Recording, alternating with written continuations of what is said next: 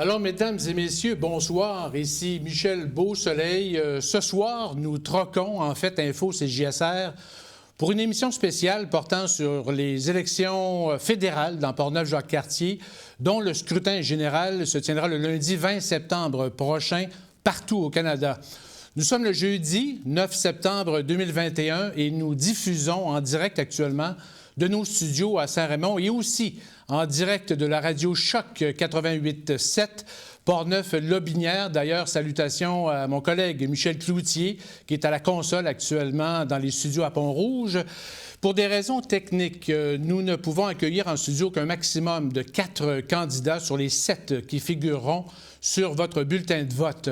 Alors, par ordre alphabétique, vous allez retrouver Sani Diallo du Parti libéral du Canada, Charles Fizette du Parti libre Canada, David Roger-Gagnon du NPD, Joël Godin du Parti conservateur du Canada, Christian Hébert du Bloc québécois, Nash Mathieu du Parti populaire du Canada et Tommy Pelletier du Parti Rhinocéros. D'ailleurs, je vous invite à écouter les entrevues que les candidats du Parti libre et aussi du Parti Rhinocéros, que nos collègues du Martinet, infoportneuf.com, ont réalisées. Elles sont disponibles donc sur le site web du journal. Au cours des 90 prochaines minutes, vous entendrez donc 4 candidats dans Portneuf-Jacques-Cartier et nous discuterons ensemble sur les enjeux liés à l'économie régionale, aux communications, à la mobilité et le transport, l'emploi et l'immigration, ainsi que la sécurité et la défense. Alors, sans plus tarder, on rejoint justement nos invités. Il s'agit par ordre alphabétique. Sani Diallo du Parti libéral du Canada. Bonsoir, M. Diallo. Bonsoir. Merci de votre présence. Merci de m'avoir invité. En 30 secondes, parlez-nous de vous un petit peu et pourquoi vous avez choisi le Parti libéral du Canada. Mon nom, c'est Sani Diallo et puis je travaille chez Desjardins en tant que conseiller financier. J'ai choisi le Parti libéral du Canada parce que tout simplement, ça rejoint à mes valeurs. Les valeurs surtout je crois beaucoup à la liberté individuelle et aussi à la dignité de la personne en tant que telle. Joël Godin du Parti conservateur. Bonsoir, M. Beausoleil. Votre cheminement. Oui, en fait, moi, je suis député sortant depuis 2015. Je suis au service de la population de Portneuf-Jacques-Cartier et je veux continuer, j'ai le goût de continuer à servir la population et d'aller en chercher le plus possible à Ottawa pour qu'il y ait des bonnes retombées dans la circonscription. Maintenant, pourquoi j'ai choisi le Parti conservateur du Canada? C'est celui qui rejoint le plus mes valeurs. Comme je dis souvent, il y a du bon dans tous les partis. Maintenant, il faut regarder ce qui nous rejoint le plus. Et ce qui me rejoint le plus au niveau du Parti conservateur du Canada, c'est la création de richesses et le partage dans les programmes sociaux. Mais il ne faut pas dépenser l'argent avant d'en avoir produit. Alors nous, on croit à la prospérité pour nous permettre d'offrir de meilleurs programmes sociaux. Christian Hébert du Bloc québécois, bonsoir. Bonsoir. Parlez-nous un peu de vous, justement. Je suis un ancien militaire. J'ai étudié au Collège militaire royal. Ensuite, j'ai complété mes études à l'Université Laval. Servi ici à Valcartier dans l'infanterie, puis officier de navigation et officier du renseignement pour ensuite réaliser mon rêve, construire ici dans Portneuf à Deschambault la plus grande cidrerie au Québec, le meilleur cidre au monde, qui est maintenant reconnu à l'international, qui fait rayonner Culture de saveur Portneuf. Et maintenant, mon défi de leader sous la bannière du Bloc québécois, représenter les gens de Portneuf-Jacques-Cartier à la Chambre des communes. Merci. Nash Mathieu, parlez-nous de vous un petit peu et pourquoi, justement, vous avez été séduit par le parti de Maxime Bernier. Bien, moi, dans le fond, je suis un père de famille de 3 belles petites filles bientôt, avec une femme merveilleuse. Puis, je suis un passionné de course, de guitare et de véhicules à moteur, surtout. Moi, j'ai choisi le Parti populaire du Canada parce qu'en 2019, lors du débat, surtout, notre chef Maxime Bernier m'avait beaucoup impressionné par son franc-parler et ses convictions qui tiennent à cœur. Merci beaucoup. Alors, on passe maintenant au premier bloc. Le thème, c'est sur l'économie régionale. Alors, question.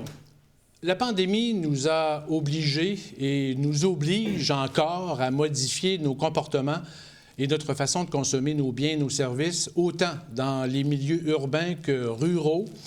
On a aussi réalisé ou repris connaissance, en fait, des services et des biens considérés comme essentiels et ceux qui ne le sont moins, en plus de l'aide qu'il fallait déployer, qu'il faut encore déployer pour nos gens plus démunis dans chacun de nos territoires. Comment vous entrevoyez la nouvelle économie qui se dessine et ses impacts pour les populations de Portneuf-Jacques-Cartier. Je vais commencer par M. Diallo. C'est sûr qu'à cause de la COVID, l'économie a connu un très grand repli, surtout au niveau mondial, et depuis la Grande Dépression. Et en tant que gouvernement sortant, nous avons agi très rapidement pour subvenir, surtout pour répondre à la demande de la population canadienne. Et là, nous allons continuer à soutenir nos entreprises. Soutenir nos entreprises dans quel contexte? Investir massivement, surtout dans les programmes de l'innovation, dans les programmes de l'insertion, surtout au niveau des jeunes, l'accompagnement des jeunes, surtout dans le secteur de l'emploi. Et ensuite, il faut aller aussi vers l'immigration. On a constaté qu'à cause de la pandémie, et les programmes de main-d'œuvre s'est accentué le plus rapidement possible et ça fait en sorte qu'il y a eu un ralentissement au niveau de notre économie. Les entreprises n'ont pas pu croître autant qu'on voulait. Et puis l'immigration, c'est l'une des parties qui peut répondre surtout à cela pour aller chercher le plus de main-d'œuvre possible pour soutenir nos entreprises et la productivité. Mm-hmm. M. Godin, comment vous voyez la nouvelle économie qui s'en vient? En fait, M. Beausoleil, il faut constater qu'il y a de nouvelles pratiques qui ont été développées à vitesse grand V. On a développé un vaccin en l'espace d'un an. On aurait dit ça il y a un an, personne n'y aurait cru. Alors, je trouve que c'est impressionnant la force de notre population ici au Canada, ici dans Portneuf-Jacques-Cartier et sur la planète également. Alors, il faut s'inspirer de ces pratiques-là pour développer cette nouvelle économie. Et ce qui est intéressant, c'est qu'on a sensibilisé la population à l'importance de l'agriculture, l'autosuffisance au niveau local. Et il y a eu un mouvement de soutien au niveau des entreprises locales pour faire en sorte qu'on consomme chez nous, pour en même temps, oui, au niveau de la chaîne d'approvisionnement, c'est beaucoup plus facile, mais en même temps, on pose un geste concret pour l'environnement parce qu'il y a moins de transport. Mais ce qui est important, c'est que la population doit soutenir nos entreprises, nos centres-villes, parce que nos centres-villes sont en train de se vider, pas parce que l'économie locale est en péril, mais c'est beaucoup plus le fait que les gens ont développé une pratique d'achat au niveau de la consommation en ligne. Mm-hmm. Alors, et dans notre programme, ce qui est intéressant, M. Beausoleil, un geste concret, nous allons proposer une diminution de TPS pendant tout le mois de décembre en 2021 pour inciter les gens à revenir acheter localement et passer le seuil de porte de nos commerces pour consommer physiquement chez nous. Ça, c'est un geste important. Mm-hmm. Maintenant, pour ce qui est de la pénurie de main-d'œuvre, je pense que c'est important de fournir les outils pour faire en sorte que nos PME puissent participer à la relance économique. Oui, effectivement, dès le départ, au niveau de la pandémie, il y a eu des programmes pour aider les gens. Et je pense que c'était nécessaire. On pourrait y revenir, justement. Ça fait partie d'un thème du côté de l'emploi et de l'immigration. Alors, merci. Comment vous voyez, M. Hébert, justement, la nouvelle économie dans Portneuf-Jacques-Cartier? La nouvelle économie régionale, elle passe par une relance qui est verte. Hein? Et cette relance verte-là, c'est par nos municipalités qu'on va le faire. On a une trentaine de municipalités ici dans la circonscription. La MRC de Portneuf, la MRC de la Jacques-Cartier, Saint-Augustin, qui chacune a adopté son plan de lutte pour les changements climatiques. Hein. Ça passe par des investissements dans les infrastructures, pour la qualité de l'eau, leur relance économique qui va toujours être verte. Le travail d'un député, c'est pas de dire aux gens quoi faire, mais c'est d'aller travailler avec les élus, avec les gens là, dans le coin, qui aillent chercher leur juste part de l'argent qui vient du fédéral. Mais pour que ça fonctionne, hein, on a deux grosses problématiques. On doit augmenter le niveau de vie de nos aînés, hein, et tous nos jeunes travailleurs. On a un sacré problème présentement qui est une pénurie au niveau des centres de la petite enfance. Mon épouse, hein, qui travaille chez Alcoa, c'était une horreur ce printemps de trouver une place en garderie. Ça a même mis son emploi en péril, le mien aussi à la ferme. On pourra en reparler, mais quand on parle de ne pas envoyer de sous du fédéral au Québec pour nos garderies puis des crédits d'impôt, c'est pas ça que les travailleurs ici dans Portneuf-Jacques-Cartier ont besoin. Ils doivent être appuyés, puis c'est comme ça qu'on va être capable de faire cette économie-là du futur, la relance suite à la pandémie. Nash Mathieu du Parti populaire du Canada, comment vous voyez la nouvelle économie? C'est sûr que là, l'économie va vraiment pas bien, puis on va se le dire, c'est particulièrement à cause des mesures sanitaires arbitraires prises par les gouvernements en tant que tels. Et l'arrivée du passeport sanitaire n'aidera vraiment pas à ça. Aussi, le fait de s'utiliser l'argent des contribuables comme si c'était un peu à crédit. Là. On augmente la dette de façon phénoménale depuis des années. Au Parti populaire du Canada, dans le fond, nous, on se focuserait sur ce qui est vraiment nécessaire, puis on n'irait pas acheter des votes avec des promesses électorales irréalistes. Quand on parle, M. Godin, vous avez entamé un processus il y a quelques années de l'économie circulaire dans les entreprises, dans Port-Neuf. Est-ce que l'économie circulaire peut devenir justement un avenir intéressant pour une région comme Port-Neuf-Jacques-Cartier? Peut-être. Ouais. Allez-y, M. Godin. En fait, merci, M. Beausoleil, de me permettre de répondre à cette question-là. Moi, je crois sincèrement que l'économie circulaire est un des moyens pour faire en sorte qu'on reste chez nous et qu'on crée une richesse, l'autosuffisance de la prospérité locale. Je vais le dire comme ça.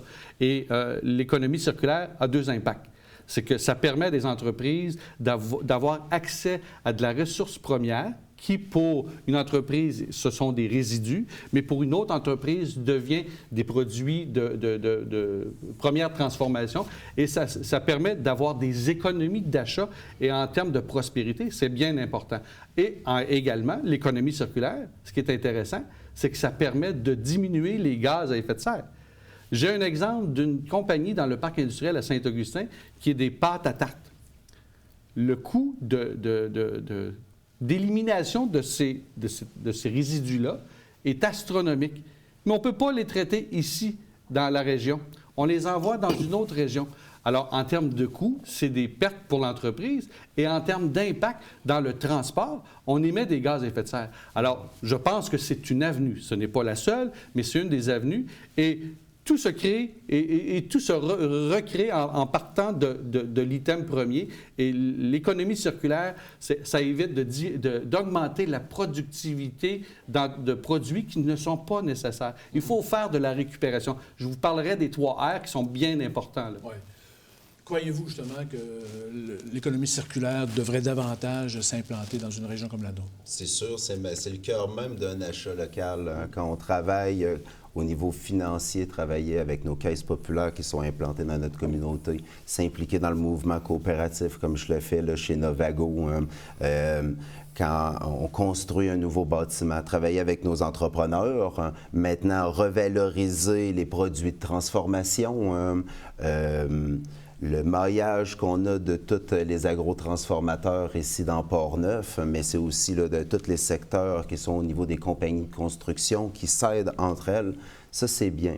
Où on a une problématique où tout ça est en péril et le travail au fédéral est très important, c'est que année après année, on nous passe des politiques au niveau de la fiscalité des entreprises qui, même s'ils ont toutes ces bonnes idées-là, c'est un poids qui est énormément lourd. On nous parle du poids administratif de quand on a une bonne idée puis on veut le réaliser, mais même quand tu penses que tu veux investir, tu veux travailler dans cette voie-là, mais ça ne sera pas une entreprise que tu vas être capable de transférer, hein. C'est là qu'elle est en péril, là. Et si on veut que ça fonctionne, ben c'est le côté de la fiscalité au fédéral qui doit aider autant les relèves, autant que les cédants. Et c'est comme ça qu'on s'assure que nos bonnes idées d'économie circulaire, d'achat local, soient viables sur le long terme. Oui, vous êtes dans le domaine financier, M. Diallo. Est-ce que l'économie circulaire peut devenir justement intéressant pour une région comme la nôtre? Oui, l'économie circulaire peut devenir vraiment intéressant pour le développement local au niveau régional. Et c'est sûr que justement, c'est pour ça que depuis 2015, on a mis en place un fonds de relance économique destiné surtout pour le développement des entreprises au niveau régional. Et ces fonds, c'est 2,5 milliards de dollars. Et ça s'est fait présentement au niveau régional pour mieux et surtout encourager les entreprises à avoir accès à ces fonds, même les entreprises qui n'ont pas accès au fonds d'urgence, surtout qui est mis par les fédérales, et peuvent aller surtout et faire la demande par rapport à cela. Donc, pour revenir à la question de l'économie circulaire, oui, ça pourrait être intéressant, mais surtout, il ne faut pas oublier aussi les agriculteurs. Les agriculteurs, pour qu'ils puissent vraiment développer davantage, surtout augmenter leur productivité afin d'être plus compétitifs, surtout au niveau des marchés locale et aussi nationale, parce que c'est très, très important. Et on a mis des fonds aussi par rapport à cela, qui est 2,7 milliards également qui ont été mis à la disposition de nos producteurs laitiers qui ont perdu surtout, qui ont réalisé des pertes suite à la négociation de la CETA et puis de la libre-échange avec les États-Unis et puis le Mexique. Nash, Mathieu, qu'en pensez-vous justement de l'économie circulaire? Je ne connaissais pas vraiment beaucoup ça, étant donné que je suis un peu jeune. Oui, c'est ça, c'est quand même assez nouveau comme concept. De ce que je comprends un peu, c'est de un peu recycler tout ensemble. Oui. Oui, je vois même pas qu'est-ce que pour avoir de mal à ça.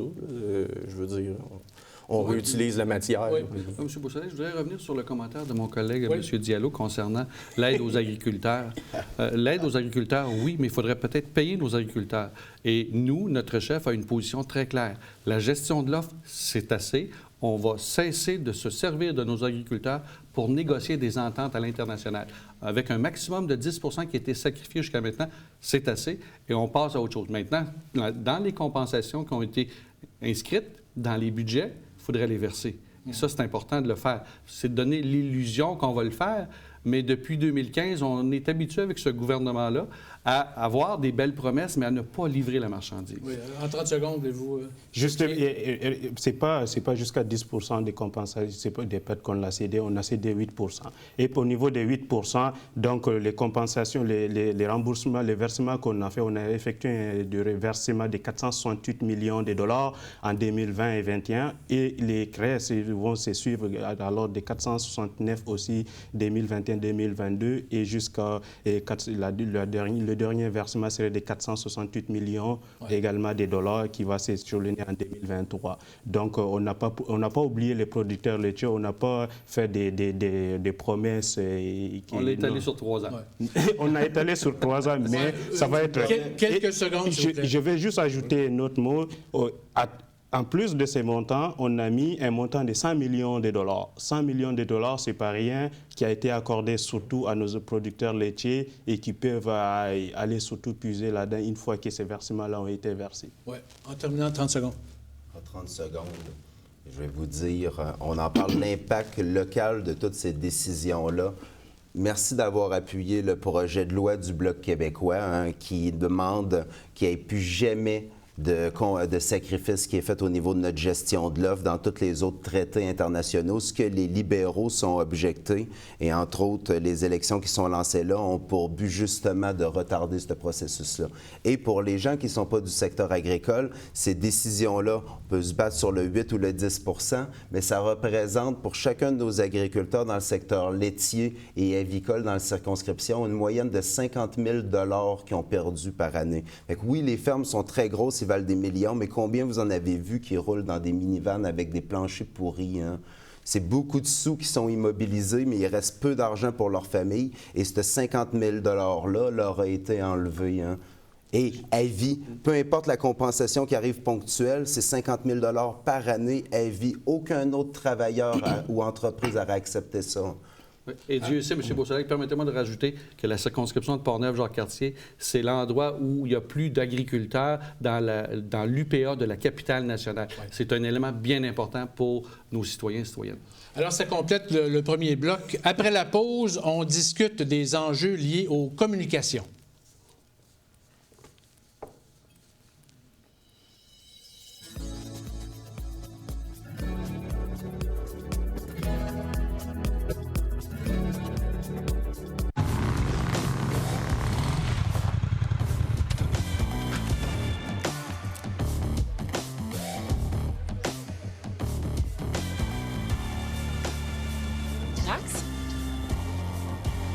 Jim.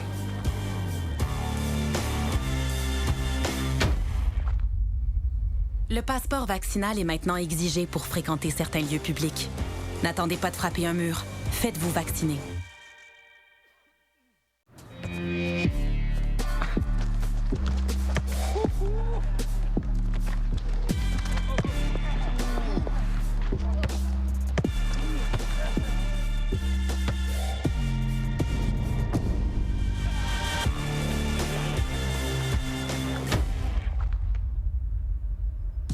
passeport vaccinal est maintenant exigé pour fréquenter certains lieux publics.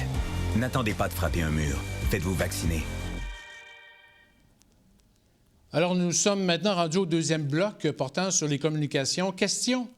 Portneuf-Jacques-Cartier est maintenant équipé d'une nouvelle fréquence radio 88.7 qui couvre les territoires entre Québec et Trois-Rivières, ainsi que Portneuf et Lotbinière, en plus des télévisions régionales CJSR et CCAP dans la Jacques-Cartier, les journaux et leur version web, la coopérative du courrier de Portneuf, le Martinet, infoportneuf.com, les productions web comme clicportneuf.tv et tous les imprimés, que ce soit numériques ou non, dans chacune des municipalités. Comment le gouvernement fédéral pourrait mieux aider ces médias à survivre? Il faut parler de survie dans le contexte économique actuel dû à la pandémie et aussi à plus long terme. Peut-être, Nash Mathieu du Parti populaire du Canada, comment vous voyez justement les communications? Bien, comme vous savez, au Parti populaire du Canada, on n'ira pas donner de l'argent nécessairement à tout le monde parce qu'on n'en a pas. Le Canada est tellement endetté qu'on ne peut pas se permettre nécessairement d'aller dans des choses qui ne sont pas essentielles, mais c'est sûr que la communication, c'est quand même essentiel. Fait qu'il faut quand même aider à ça, là, mais il y a des limites aussi. Okay. Des limites que certains ne respectent pas toujours. Oui. Monsieur Hébert. On a une chance dans la circonscription, comme tu l'as mentionné, d'être très bien desservi au niveau des communications. On entend souvent le fédéral nous parler des GAFA, puis on doit agir, et ainsi de suite. Mais quand c'est le temps de faire des consultations, quand c'est le temps de faire une promotion d'un plan qu'ils ont, ils donnent les sous à Facebook en publicité au lieu de les renvoyer directement à nos médias locaux. Hein. Ça, c'est le travail d'un député, hein, de dire, attendez un peu, j'en ai des médias locaux ici, hein, ils sont autonomes, ils ne vivent pas de subventions, ils s'autofinancent. Hein, c'est notre responsabilité, quand c'est le temps de diffuser l'information, hein, bien, c'est sous-là qui sert à faire connaître aux citoyens les services. Hein, bien, les sous, c'est normal qu'ils repassent par tous nos médias locaux, ce qui n'est pas fait présentement.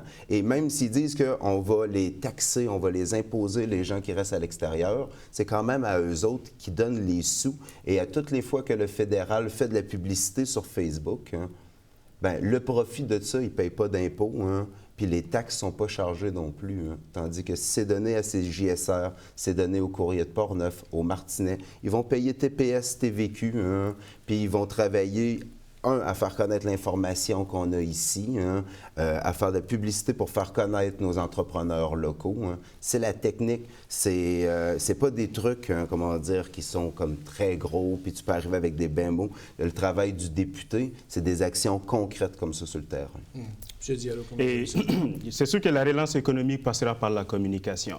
La communication, c'est très, très important et je pense qu'il est important, il est plus que jamais nécessaire aujourd'hui que nos entreprises, nos agriculteurs se dotent aussi d'une Internet à haute vitesse. Et cela, en 2015, on a négocié avec les grandes entreprises qui ont acheté surtout les larges bandes aussi pour pouvoir déployer ces réseaux à travers les communautés rurales. Et cela, si le gouvernement libéral est réélu, nous allons s'assurer que ces déploiements-là se fassent à temps et que les communautés rurales puissent être connectées. Et puis, pour revenir au propos de mon collègue de Bloc, c'est sûr que là, on est un peu dans la caricature. Là. Les problèmes des GAFA, c'est bien plus complexe que de le résumer surtout au TPS, TVQ. Là. Il faut prendre au cas par cas et puis les analyser. Ce n'est pas nous simplement qui font des publicités sur Facebook. Tout le monde utilise Facebook. Facebook, présentement, c'est un outil de communication efficace, mais il faut voir comment est-ce qu'on peut aller vraiment négocier avec ces institutions, avec ces compagnies-là pour pouvoir dire, bien, vous travaillez chez nous, vous gagnez de l'argent chez nous, donc il faut nous donner notre juste part aussi. Il faut donner le juste part, surtout non seulement à la population qui les utilise, nous en tant que consommateurs et en tant que gouvernement. Donc, c'est ce qu'on va faire. Si on va s'assurer que les GAFA payent leur juste part aussi également. M. Godin. En fait, moi, je ne partage pas l'opinion de mon collègue, M. Mathieu, qui dit que ce n'est pas un service essentiel. La communication, c'est un service essentiel, et surtout en région. Moi, Moi, j'ai eu le privilège de travailler dans une station privée à Québec. Et il y a eu une centralisation, une mondialisation des médias et les régions se perdent. Il n'y a pas d'identité dans le média provincial ou national et on oublie nos régions. Alors, vous êtes important. Et ce soir, si on peut s'exprimer à la population de Portneuf-Jacques-Cartier, c'est grâce à des initiatives comme CJSR. Et la problématique de CJSR dans mon livre à moi, c'est que vous n'avez pas accès à une vente de publicité pure et nette. Les stations de radio et les imprimés peuvent vendre directement de la publicité commerciale. Vous ne pouvez pas. Alors, je pense qu'on se doit de corriger cette aberration-là et de vous permettre de survivre, parce qu'il n'y a pas de profit ici, là. C'est c'est réinvesti. Et pour ce qui est des hebdos et des stations de radio, c'est des véhicules. Et on le constate en campagne électorale, l'importance du média local. Vous êtes les seuls à parler des 7 candidats. Ce soir, on est 4, mais il y en a 7 sur le bulletin de vote. Et vous nous permettez de s'adresser à la population et de se faire connaître et d'exprimer nos opinions. Alors ça, c'est important. Il faut se battre pour ça. Il faut qu'il y ait des argents d'investis. Parlons de publicité, d'investissement de publicité. On sait que présentement, au niveau provincial, il y a beaucoup d'investissements considérant le fait qu'il y a un message à passer au niveau de la COVID et de la pandémie. Au niveau fédéral, on se doit aussi d'inciter les gens et obliger à avoir la part de gâteau au niveau des médias régionaux. Ça, c'est bien important. Et moi, je m'engage à travailler là-dessus. Mais est-ce que, justement, parce que là, actuellement, les médias ils ont quand même accès, justement, à de la publicité fédérale ou provinciale, juste à cause de la pandémie. Oui. Mais, c'est temporaire. C'est temporaire, exactement. Mais est-ce qu'on devrait continuer? Est-ce que le gouvernement... Vous êtes d'accord avec ça? Oui, c'est sûr que justement, c'est dans notre plan aussi, c'est dans notre plateforme aussi pour pouvoir encourager les entreprises locales, y compris aussi les compagnies de télécommunications qui sont des petites et moyennes entreprises. Souvent, c'est eux qui nourrissent, surtout qui véhiculent l'information au sein de notre communauté. Donc, c'était très, très important de mettre sur pied un programme qui va pouvoir appuyer surtout vous en tant que journaliste et les compagnies, les petites et moyennes entreprises qui œuvrent dans les domaines des communications. Oui. Est-ce que... oui. Je tenais à dire que je ne voulais pas dire exactement que les médias n'étaient pas essentiels, mais qu'il n'y aurait pas de dépenses non essentielles. OK. Mais comme les placements publicitaires, par exemple, pour les messages sanitaires, justement, je trouve qu'il y en a beaucoup trop. Okay. Je pense qu'on devrait plus se fier sur le gros bon sens et l'intelligence des citoyens à être capable de faire des choix raisonnables d'eux-mêmes. OK. Vous trouvez qu'il y a trop de publicité, en fait, sur les façons de mieux se protéger? Là? Oui. Autant à la radio on en a déjà à chaque endroit où ce qu'on va. Je pense que c'est assez qu'on n'est pas obligé de nous le rappeler à la radio et à la télé tout le temps. Sauf que c'est des revenus quand même pour le média. Oui, mais il y en a. Oui, mais c'est le gouvernement qui place. Puis on n'a pas d'argent pour ça. Moi, je pense que c'est extrêmement important de continuer à faire des publicités, à sensibiliser nos jeunes, à sensibiliser surtout les personnes qui n'ont pas été vaccinées. C'est très, très important de se faire vacciner. Cependant, les revenus qui vont, l'argent qu'on utilise pour faire de la publicité, ça permet non seulement à des compagnies, à des entreprises comme vous de pouvoir survivre, d'être plus compétitifs dans vos domaines. Mais par contre, pour ceux qui mentionnent qu'on se limite tout simplement à des pancartes, à sensibiliser les gens un peu le bon sens de la population, je ne pense pas que c'est la bonne façon de faire, c'est la bonne manière de sensibiliser les gens par rapport au COVID, parce que c'est quelque chose d'extrêmement sérieux et nous sommes obligés, ce n'est pas une obligation, mais par contre, il va falloir qu'on se fasse vacciner. Et il y a beaucoup de gens qui... on s'écarte du sujet. Oui, exactement. C'est ça. En train de dire que vous ne trouvez pas que la population est assez sérieuse pour prendre leurs propres décisions d'eux-mêmes. La population est assez sérieuse. On va à ça. Écoutez, on va finir la communication. Sur une question dans le thème de la communication. Oui, vas-y. Mon collègue, M. Diallo, dans sa première intervention, a mentionné que son gouvernement, depuis 2015, avait investi des argents concernant la large bande. Moi, j'ai eu le privilège de siéger à la Chambre des communes depuis 2015. Et le vérificateur général, en 2017, a déposé un rapport pour dire qu'il y avait beaucoup d'argent disponible, mais aucun projet avait été mis en place. Alors, encore une fois, c'est la baguette magique du gouvernement Trudeau qui fait en sorte que les enveloppes ne sont pas investies. Et qui est victime de tout ça? C'est les gens en région, comme les gens de Portneuf-Jacques-Cartier. Mais vous ajoutez quelque chose? Sani, tantôt, a parlé que j'exagérais, je caricaturais, mais... En fait, c'est ce qui s'est passé. Là. Il faut prêcher par l'exemple. Au courant de l'année passée, pendant la COVID, il y avait eu un scandale par rapport à Facebook qui ne censuraient pas différentes publicités à des caractères qui pouvaient, qui sont illégaux au Canada. Hein. Et pendant cette période-là, des députés, et tu le fais, là, je t'en félicite, les députés du Bloc l'ont tous fait. Quand c'était de parler d'un programme qui était disponible pour les citoyens, ils ont utilisé leurs fonds, puis c'est allé dans des publicités locales, dans nos médias locaux. Hein. Tandis que le gouvernement fédéral, c'est avec la tête du premier ministre, comme si on vivait en dictature, et par coût de millions de dollars qui ont continué, autant sur Facebook, sur Twitter, par Google, faire ce genre de publicité-là. Il faut prêcher par l'exemple. Hein. Est-ce que Internet devrait coûter beaucoup moins cher pour les citoyens, justement, du comté ou d'ailleurs? Est-ce que ça devrait être un service public, éventuellement, selon vous? Justement, l'Internet, présentement, avec notre large bande, lorsque ça va commencer à se déployer, présentement, on vient de négocier des contrats avec Cube, Québécois, excusez-moi, et les déploiements vont se commencer d'ici 2 ans. C'est pas parce que ce n'est pas commencé, ça a commencé dans d'autres communautés rurales. Je sais qu'on n'a pas encore, on n'a pas implanté, on n'a pas installé toutes ces larges bandes-là pour pouvoir surtout approvisionner nos communautés rurales. Je sais qu'il y a des projets à finaliser, on va les finaliser et c'est un projet qui a été fait et puis ça s'en vient, c'est sûr que ça va s'en venir. On était en situation de minorité dans le gouvernement, au Parlement. Ils torpillent nos projets, ils torpillent, justement parce qu'ils ne veulent pas le faire. Monsieur Beausoleil, j'aimerais lancer un défi à mon collègue. Quel projet de loi a été bloqué, soit par le Bloc québécois, soit par le NPD et soit par le Parti conservateur du Canada, qui a empêché son gouvernement d'agir? Parce que c'est le gouvernement de M. Justin Trudeau qui a déclenché ces élections-là, parce qu'il plaidait que le gouvernement ne fonctionnait pas. J'invite M. Diallo à répondre à cette question-là.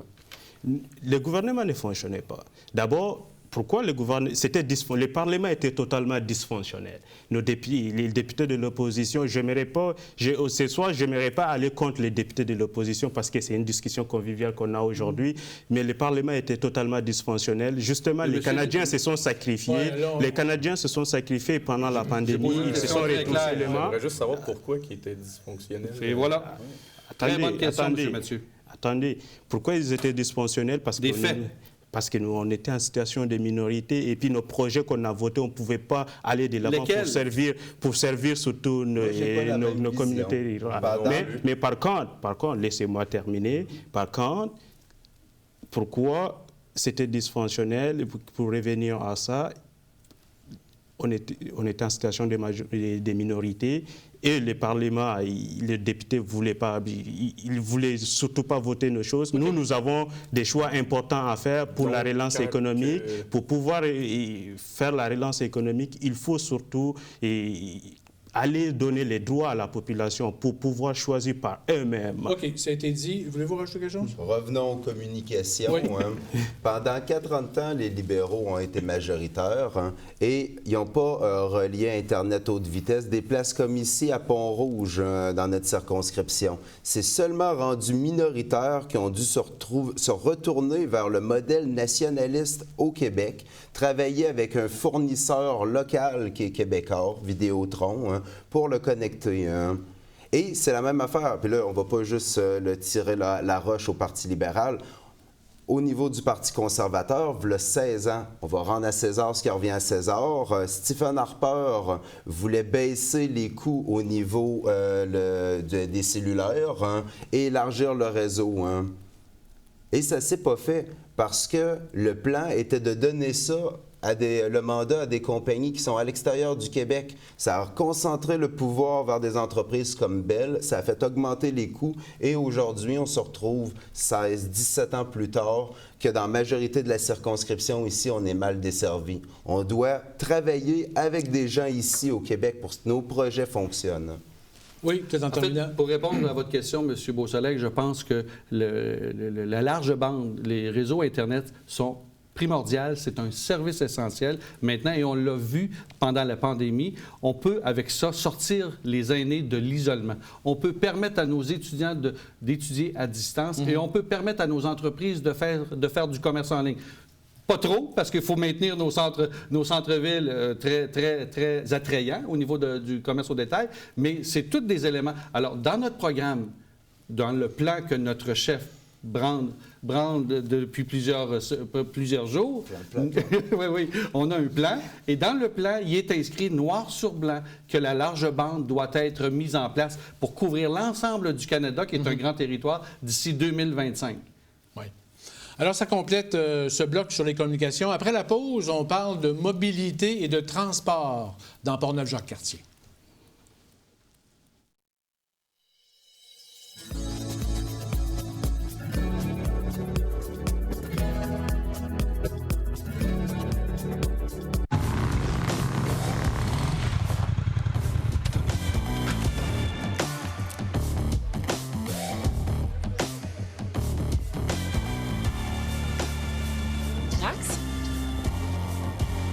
Tiens.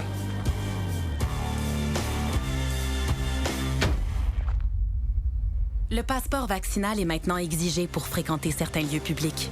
N'attendez pas de frapper un mur. Faites-vous vacciner.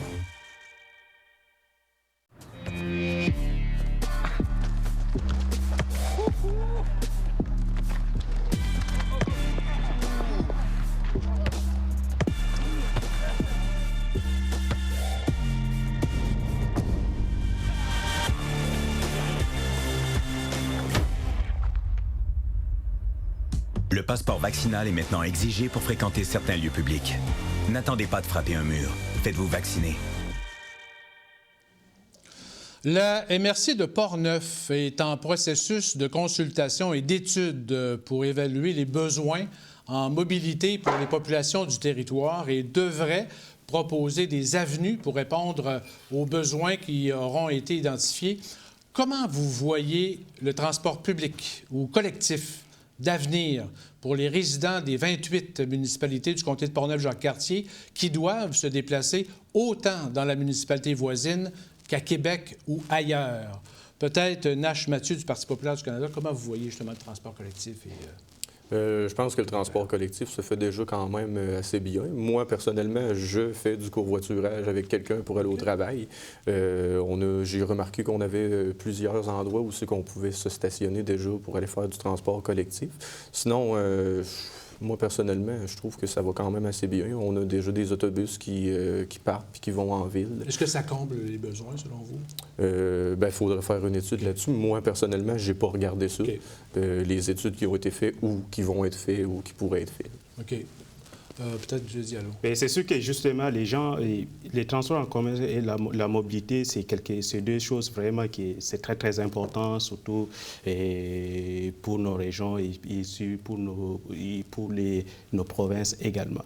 De nos jours, les gens recherchent les moyens les plus rapides, les plus simples et les plus propres pour se déplacer. Ce qui veut dire que nous, en tant que gouvernement, on a mis en place un fonds permanent surtout de 15 milliards de dollars pour les destiner pour les transports en commun au Canada.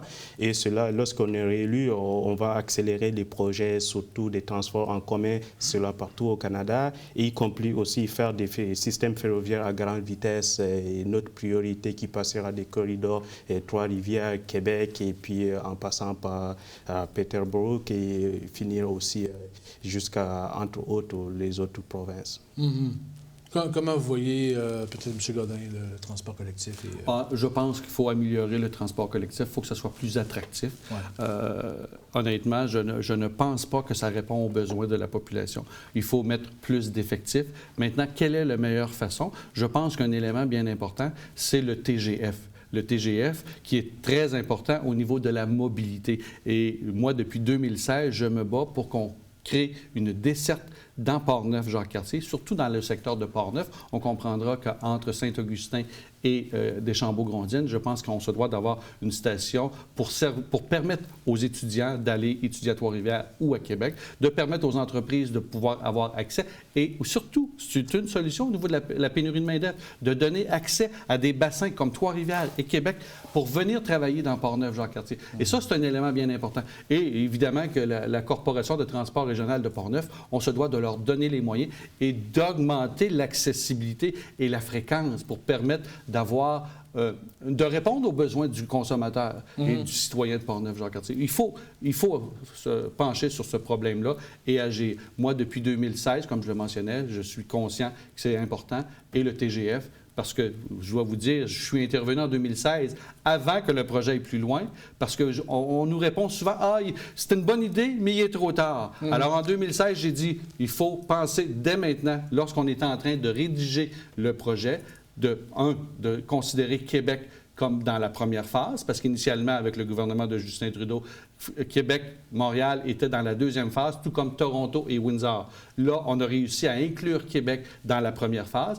Et également, j'ai demandé d'avoir une desserte dans Portneuf-Jacques-Cartier. Je pense que les gens de Portneuf-Jacques-Cartier méritent ça. Monsieur Hébert.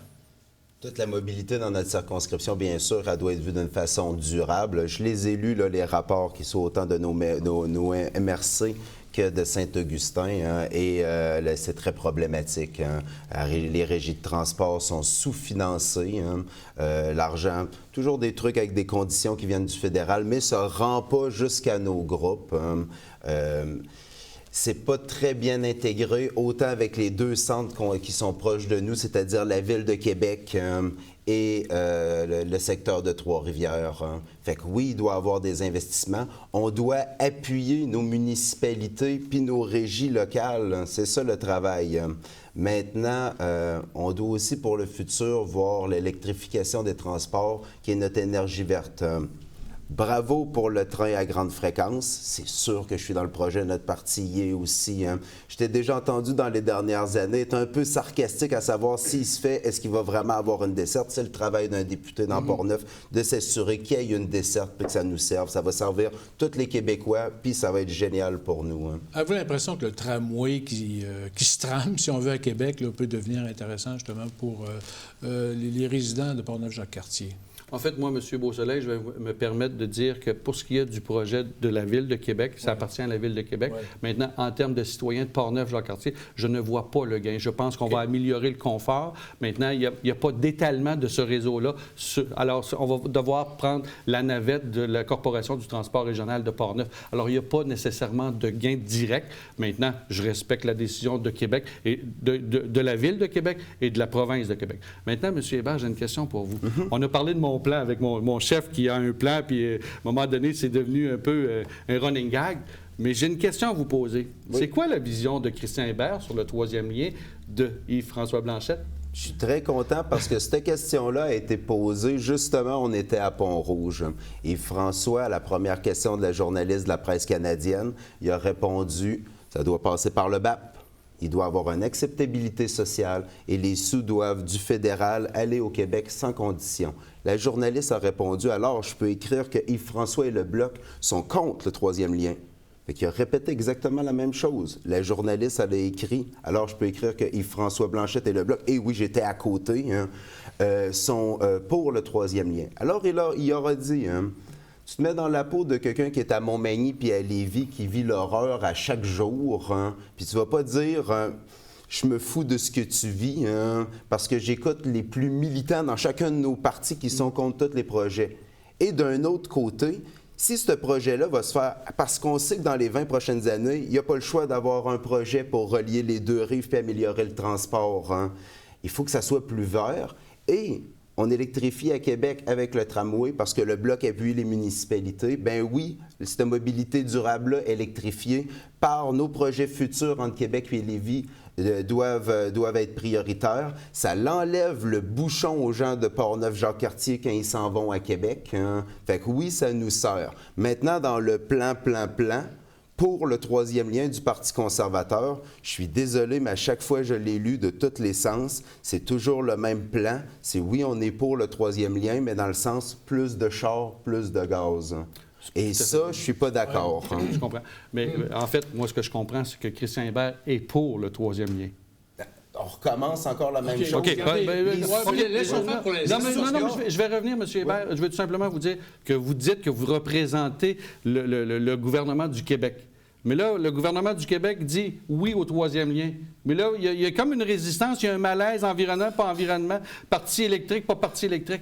Alors, votre position n'est pas claire. Laissons travailler les gens, pas les politiciens, mais les spécialistes, les ingénieurs qui travaillent au gouvernement du Québec. Mais c'est le gouvernement du Québec qui a décidé que le troisième lien, il allait le faire. Okay. Pourquoi vous ne le représentez pas? Vous ne l'appuyez pas? La question concernant les troisième liens, justement, nous, on n'a pas reçu, le gouvernement n'a pas reçu une étude de faisabilité à temps. On ne peut pas se prononcer là-dessus. On n'est pas contre.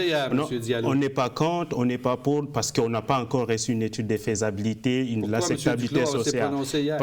L'acceptabilité sociale. Donc, c'est quelque chose qu'on pourrait regarder lorsqu'on reçoit. Dossier à suivre, donc, sur le plan politique.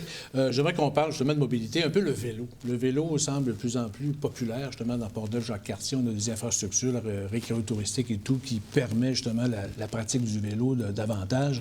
Est-ce qu'on est bien équipé? Est-ce qu'on devrait de plus en plus favoriser justement le transport par vélo, peut-être, Nash? Mathieu? Personnellement, je sais qu'on a de très belles pistes cyclables dans Port-Neuf, dont celle qui part de Rivière-à-Pierre. Je ne sais pas jusqu'où qu'elle sera. C'est une ancienne voie ferrée. J'y ai déjà été. Oui, c'est ça, c'est une ancienne voie ferrée. Oui, on a déjà des belles infrastructures pour ça. On a aussi, sur la 138, à cette heure, il y a des pancartes là, qui montrent qu'on peut faire du vélo là. Sinon, personnellement, pour le vélo... On devrait publiquement investir. Le Parti populaire du Canada devrait investir. On investira... Dans la... Non, on n'investira pas dans des choses qui sont vraiment... Comme le vélo? Comme, mettons, l'aménagement de vélo-pistes? On en a déjà. OK. Puis je pense pas que ça soit saturé de personnes quand on va dans ces pistes cyclables-là. OK. Comment vous voyez justement le transport? Je pense que c'est très, très important. C'est très, très important que les gouvernements, avec les municipalités, avec les provinces, ils créent un partenariat pour mettre en place surtout des pistes cyclables qui est adapté, surtout plus écologique, surtout à nos populations et plus particulièrement pour Port-Neuf-Jacques-Cartier. C'est très, très important. Et justement, c'est dans notre plateforme. Nous, on va faire une promotion des stratégies nationales par rapport à ça pour pouvoir mettre en place des pistes cyclables qui sont plus écologiques et en même temps de valoriser aussi nos espaces naturels et en mettant en place 15 parcs nationaux pour permettre surtout à nos contribuables d'aller et surtout prendre des marches et s'amuser en famille également. Oui. M. Godin. Je vais prendre la balle au bon. Je pense que le vélo est un véhicule et un loisir très intéressant en pleine expansion. On voit les vélos électriques. On voit aussi tout le déploiement dans la vallée du Bras-du-Nord. Oui. Alors, je vais prendre la balle au bon, comme je le mentionnais, et je vais dire, avec la mobilité, si on offre une nouvelle fenêtre pour accéder à Port-Neuf-Jacques-Cartier, j'ai procédé à une annonce hier au quai de Port-Neuf pour mettre à niveau ce quai-là et de faire en sorte que ce quai-là soit transféré à la ville de Port-Neuf pour permettre à la ville de Port-Neuf et à la région de faire en sorte que l'on puisse développer cet endroit-là comme récréo touristique. Et pourquoi pas penser à des mini-croisières pour inviter les gens à venir faire du vélo et permettre de faire une navette pour aller visiter la vallée du Bras-du-Nord ou les grottes à Saint-Casimir. Monsieur Hébert. J'adore le vélo. On parlait la semaine dernière que ton sport, c'est la course, puis je lançais en blague comme agriculteur. Je travaille tout le temps, mais en fait, j'étais membre d'un club cycliste pendant des années. Mon épouse était administratrice sur un club cycliste. Pendant la dernière année, avec la COVID, les gens s'en ont rendu compte de la liberté que ça pouvait avoir. Ça a une très grande valeur pour notre circonscription au niveau de la relance pour tout le secteur agro-touristique. Et je vais te lancer une petite pointe. Quand j'entends ton slogan que si les conservateurs sont majoritaires puis tu te retrouves au gouvernement, le quai de Port-Neuf, on va le revoir avec le 25 millions, les sous pour leur taper. D'après moi, qu'est-ce qui s'est passé à toutes les fois qu'il y a des gouvernements minoritaires? C'est que le parti a dit les sous vont aller ailleurs. Et toutes les places au Québec où il y a eu un projet comme ça, où il y a eu un quai qui est revenu aux citoyens avec le financement, que ça soit sur la Côte-Nord, que ça soit dans le Bas-Saint-Laurent, c'est toujours arrivé dans des circonscriptions représentées par un candidat, un député du Bloc québécois. Hein. Alors, je vais rajouter, ce n'est pas un slogan, M. Hébert, c'est un engagement. Malheureusement, vous ne pourrez jamais faire d'engagement, vous ne pourrez que faire des demandes. Et j'espère que si jamais on est dans un gouvernement minoritaire, que le Bloc québécois ne bloquera pas cet investissement pour Portneuf-Jacques-Cartier. Non, pas du tout. On va l'appuyer, on va appuyer les gens de la municipalité de Portneuf pour amener ce projet-là au bout, comme j'ai dit, qui s'est passé, que Marilyn Gill a fait sur la Côte-Nord, comme nos députés ont fait, entre autres les quais à Matane. Ça fait 6 ans que le gouvernement libéral, puis il fait rien. Alors, maintenant, c'est de mettre... maintenant, c'est de mettre un député du Bloc dans Portneuf-Jacques-Cartier. Un gouvernement conservateur. J'aimerais qu'on parle peut-être on parlait de l'électrification des transports, justement, dans Portneuf-Jacques-Cartier. Il faut implanter des bornes électriques, justement, des bornes de recharge électrique. Il y a quand même un réseau actuellement qui est en train de s'implanter. Est-ce qu'on devrait davantage investir publiquement, justement, pour installer davantage de bornes? Peut-être, M. Diallo. Oui. Je suis entièrement d'accord avec ça. Justement, il y a 2 semaines de cela, on a fait une annonce à une entreprise qui fabrique des bornes électriques à Québec, Flow. Et puis, c'est une entreprise québécoise et c'est une entreprise qui a une expansion partout. Et je pense que c'est très, très important d'injecter de l'argent public pour pouvoir surtout installer des bornes électriques partout et encourager Pourquoi qu'on fait ça? On veut réduire surtout on veut électrifier les transports, on veut lutter contre le changement climatique et qui est quelque chose quelque chose vraiment qu'on peut aller qu'on est en urgence, en situation d'urgence surtout par rapport au réchauffement climatique. Là. M. Hébert. Je veux que les citoyens de Portneuf-Jacques-Cartier entendent bien ça. Puis je pense que c'est le sentiment qu'ils ont tous aussi. On est tanné du sociofinancement. Dans le sens que les bornes électriques, quand ils sont mis à différentes entreprises, je construis un nouveau bâtiment qui va avoir une borne électrique. Soit, puis c'est ça qui va se passer, une partie des sous vient de la poche de l'entrepreneur parce qu'il y croit vraiment dans l'électrification des transports. Ou il y en a une autre partie qui va venir de ces municipalités, que ça passe par les taxes foncières, qui a aussi payé, hein, ou ça passe par un programme d'Hydro-Québec qui nous appartient aussi qu'on les paye. Et les sous du fédéral ne vont pas au Québec sur ces projets d'électrification-là, hein, qui vont servir terre à terre, vont toujours en subvention pour les compagnies pétrolières. Hein.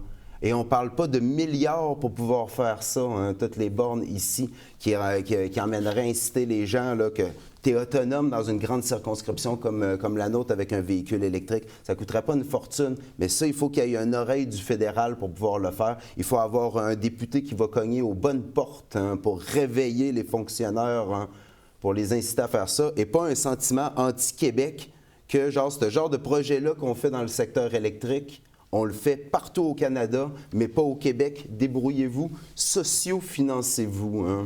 Ça n'est assez. En fait, M. Beausoleil, permettez-moi en premier lieu de corriger mon collègue, M. Hébert. Moi, je ne réveillerai pas les fonctionnaires parce que les fonctionnaires, c'est des gens qui reçoivent des instructions du côté politique. Alors, moi, j'ai beaucoup de respect pour les fonctionnaires. Alors, pour ce qui est du réveil des fonctionnaires, je me garderai une petite gêne. Les sensibiliser à nos valeurs. Ouais, oui, je suis d'accord, sensibiliser, mais pas réveiller nos fonctionnaires. Ils méritent le respect. Moi, j'ai un plan au niveau de l'environnement où est-ce qu'on investit 1 milliard de dollars pour les véhicules électriques incluant un réseau de bornes. Dans Portneuf-Jacques-Cartier, revenons à la réalité des gens de Portneuf-Jacques-Cartier. Tout le monde a un intérêt pour les véhicules électriques. Moi, je suis venu asseoir avec un véhicule hybride. Maintenant, ces gens-là, le problème qu'ils ont, c'est les bornes, c'est l'accès pour... Moi, là, je ne peux pas partir d'ici, m'en aller à Ottawa sans borne. Et je n'ai pas une demi-heure aux 150, 200 km pour arrêter pour me recharger. Alors, malheureusement, on n'est pas rendu à ce niveau-là.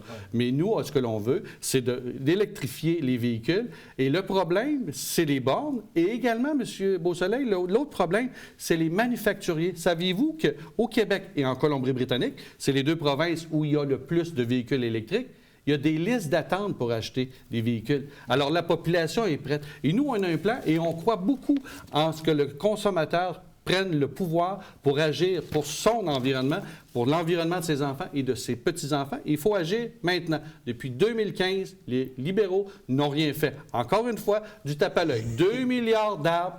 Ensuite de ça, on investit dans le réseau électrique.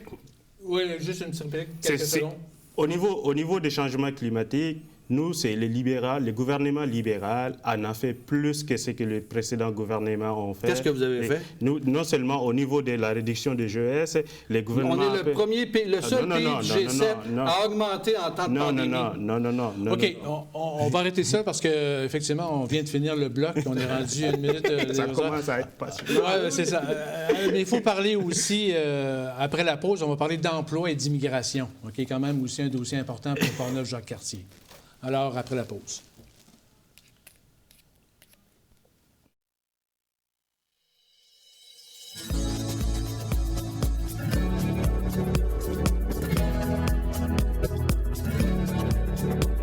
Avec le concours Gagne à être vacciné, votre vaccination contre la COVID-19 pourrait vous rapporter gros. Chaque vendredi d'août, vous pourriez gagner 150 000 $ ou si vous avez entre 12 et 17 ans, l'une des 2 bourses d'études de 10 000 $. Et le 3 septembre, 16 bourses d'études de 20 000 $, un gros lot d'1 million de dollars et d'autres prix seront tirés parmi les personnes inscrites doublement vaccinées. Inscrivez-vous au québec.ca/concours vaccination. Plus vite vous êtes vacciné, plus vite vous pouvez participer.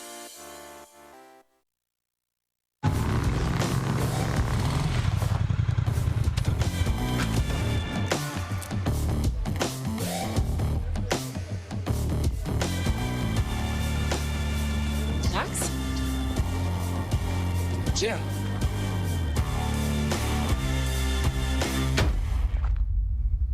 Le passeport vaccinal est maintenant exigé pour fréquenter certains lieux publics. N'attendez pas de frapper un mur. Faites-vous vacciner. Le contexte actuel sanitaire ne facilite pas l'arrivée des travailleurs étrangers pour nos agriculteurs, entre autres, et les mesures d'aide financière actuelles ne favorisent pas non plus le recrutement, particulièrement dans le secteur des services. Et la région vit depuis plusieurs années des difficultés à recruter des travailleurs spécialisés dans nos usines, en plus d'un vieillissement de la population important dans Portneuf. Alors, que proposez-vous pour répondre aux besoins autant des employeurs que des travailleurs? On va commencer peut-être par M. Hébert.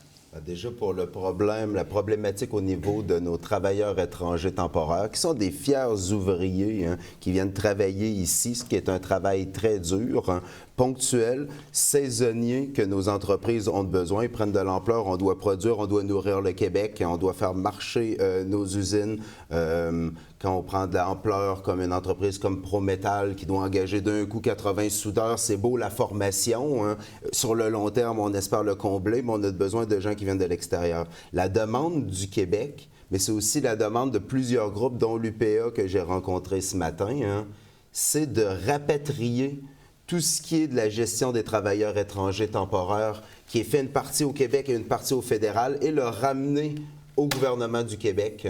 Les ministres, le ministre de l'Agriculture, de chacun des secteurs qui sont touchés au Québec sont pour ça. On enlève ce doublon-là administratif, cette lourdeur qu'il y a pour les producteurs. J'ai entendu une productrice ce matin qui a un contrôle du fédéral pour son programme de travailleurs étrangers qui demande 2 semaines à 2 semaines d'évi d'avoir un contrôle quasiment fiscal pour tout le temps, les demandes et tout, quand ils sont en pleine production. Quand ça a déjà été fait au niveau du gouvernement du Québec. La demande est claire que tout ce qui est la gestion des programmes de travailleurs étrangers soit rapatrié au Québec. M. Godin, vous êtes d'accord avec ça? Absolument. Je rejoins mon collègue, M. Hébert, concernant l'accessibilité, la facilité d'accès au niveau de l'immigration. Et nous, notre engagement envers les Québécois, Québécoises, le premier point, c'est donner plus de pouvoir en immigration. Le Québec doit avoir plus de pouvoir sur les décisions en ce qui concerne la sélection des immigrants et des réfugiés qui font entrer dans la province. Alors oui, nous sommes d'accord et comme M. Hébert vient de le faire, c'est une demande. Eux font la demande et nous, au gouvernement, on accepte, on est d'accord de donner ce droit-là, ce privilège-là aux Québécois. Je pense que c'est l'organisation la mieux placée pour répondre à ça. Et il faut comprendre aussi qu'au Québec versus le reste du Canada, ça prend 26 à 27 mois au Québec pour tout le processus administratif, comparativement à un 6 mois dans le reste du Canada. Ça, c'est inacceptable. Alors, si on transfère la responsabilité à l'administration du Québec, ça va faciliter et ça va répondre à un besoin. La pénurie de main-d'œuvre est un élément bien important. Elle existait avant, mais elle s'est accentuée. Et ce que je trouve malheureux, j'ajouterais là-dessus que les programmes d'aide, comme je le mentionnais en début d'émission, étaient pertinents au départ. Mais là, c'est pas normal qu'on l'ait prolongé jusqu'au 23 octobre. C'est inacceptable. Ouais. À ce moment-là, je pense que le gouvernement actuel s'est acheté une élection et c'est pour ça qu'il a précipité le Canada en élection. Et ça, c'est inacceptable, M. Beausoleil, parce qu'il faut servir la population canadienne et non l'intérêt du gouvernement libéral. Au sujet de la PCRE, je suis très d'accord avec M. Godin. OK. Si je peux revenir, la question de la main-d'œuvre, ça ne date pas à cause de la pandémie, là, ça ne date pas de maintenant. Depuis 1990, les démographes nous disent qu'il va y avoir une pression démographique, surtout au niveau de la population canadienne. Donc, lorsqu'on regarde l'impact au niveau de ça, on constate que chaque année, il y a 1000 personnes qui s'en vont à la retraite. Ces personnes-là, oui, c'est des gens qui ont travaillé, ils ont travaillé longtemps. Ils méritent d'avoir leur retraite et puis ils doivent vivre leur retraite confortablement. Comment est-ce qu'on peut recruter la main-d'œuvre, donner des outils nécessaires à nos entreprises locaux, à nos agriculteurs d'aller chercher facilement, surtout la main-d'œuvre à l'étranger? Tout d'abord, il ne faut pas oublier l'Université Laval. Moi, je suis un produit de l'Université Laval. Je suis arrivé ici en tant qu'étudiant étranger et j'ai étudié à l'Université Laval. J'ai pu quand même travailler, trouver un emploi ici et puis faire ma vie ici. Donc, il faut aller vers l'Université Laval, faire la promotion de nos entreprises locales ici. Ces entreprises-là peuvent aller se déplacer et puis faire leur promotion et puis attirer ces jeunes-là, les étudiants étrangers. Ils viennent ici, ils s'instruisent ici, ils connaissent déjà la culture québécoise, les valeurs canadiennes et donc, il faut leur donner les outils nécessaires pour qu'ils puissent s'installer. Ça passe par là. La question de la main-d'œuvre passe par là. Mais en ce qui concerne les agriculteurs, il faut pouvoir leur donner des outils nécessaires, les outils nécessaires tels qu'au niveau des programmes de recrutement des travailleurs étrangers. Oui, présentement, on a adouci surtout les règlements. C'est sûr que c'est l'une des choses qu'il faut aller voir. Et lorsqu'on est réélu, on va regarder qu'est-ce qui est possible surtout pour rendre nos communautés rurales surtout plus dynamiques afin surtout d'aller leur permettre d'avoir surtout ces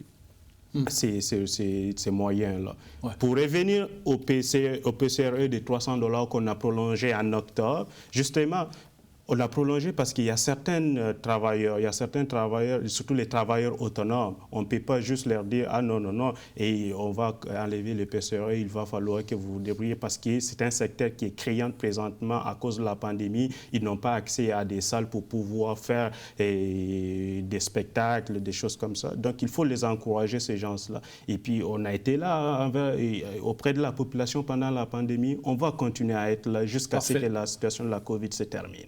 Est-ce que vous auriez quelque chose à rajouter? Oui, par rapport à l'emploi et l'immigration, nous, au PPC, on veut réformer le système et les programmes associés à la politique d'immigration, que ce soit axé sur l'immigration économique possédant des compétences voulues pour qu'on ait de la main-d'œuvre qualifiée, qui viennent pour qu'on ait les compétences qu'on veut. Oui. Vous voulez rajouter quelque chose? Il y a deux mythes. Oui, il y avait une pénurie de main-d'œuvre avant la crise. Quand est arrivée la crise, puis là, les entrepreneurs, des fois on dit stratagème, mais tu sais, c'est de l'innovation. Comment tu peux régler ton problème? Comment tu peux juste survivre, continuer à faire marcher ton entreprise? Quand est arrivée la COVID, ça a été très utile, la PCE. Nos deux partis ont voté pour. Quand tu forces une entreprise à fermer, tu ne peux pas mettre les gens dans la rue. Mais après ça, les mois ont suivi. Il y a eu un déconfinement l'été de 2020, un pré-déconfinement. Et là, moi, je l'ai vécu comme tous les autres entrepreneurs ici dans Portneuf-Jacques-Cartier. Je pouvais engager de 18 à 43 travailleurs par jour. Hein. Et depuis ce temps-là, on est à 3 personnes à temps partiel. Tout le monde a décidé de prendre la PCU et de prendre volontairement un été de congé, recommencer, faire quelques heures en début d'année et après ça, embarquer sur la PCE. On est des centaines, on est des milliers à avoir croisé les doigts qu'elle finisse maintenant. Et là, on nous l'a prolongé en octobre et on nous dit peut-être avec une 4e vague, c'est vraiment méchant, là, des non-vaccinés. Là, ça pourrait aller jusqu'au mois de mars prochain. Ça, c'est catastrophique. Maintenant, sur le long terme, parce qu'on doit voir après ça, pas juste ça, là, on doit la mettre sur pause. C'est clair, là? On la met sur pause. Hein? Puis si ça revient, puis on est encore dans une crise, on pourra juste l'activer. Hein? Mais il faut qu'on voit dans le futur. Juste de dire après ça, puis c'est ça qu'on entend depuis le début de la campagne électorale, des politiciens qui nous disent « je vais créer 1 million d'emplois, je vais créer 1 million d'emplois ». C'est pas 1 million d'emplois qu'on a. On a déjà nos travailleurs qui sont très occupés, nos entreprises. On doit investir en innovation, en automatisation, en robotisation. Mais quand tu déposes dans un programme fédéral, je l'ai fait, j'ai investi 2,7 millions dans ma cidrerie. Quand j'ai déposé au niveau fédéral, ils m'ont dit, bien, une entreprise de petite taille pour les transformateurs doit avoir un minimum d'un chiffre d'affaires de 2 millions de dollars par année, hein, doit avoir des états financiers vérifiés, ce qu'aucune PME fait. Hein. C'est ça, les dédales administratifs d'un gouvernement, le travail d'un député, d'aller alléger tous ces trucs-là. Mm-hmm. C'est comme ça qu'on va survivre puis qu'on va continuer à croître ici dans Portneuf-Jacques-Cartier. Je vous dirais, ce qui est particulier, il y a une ironie dans l'acronyme PCRE.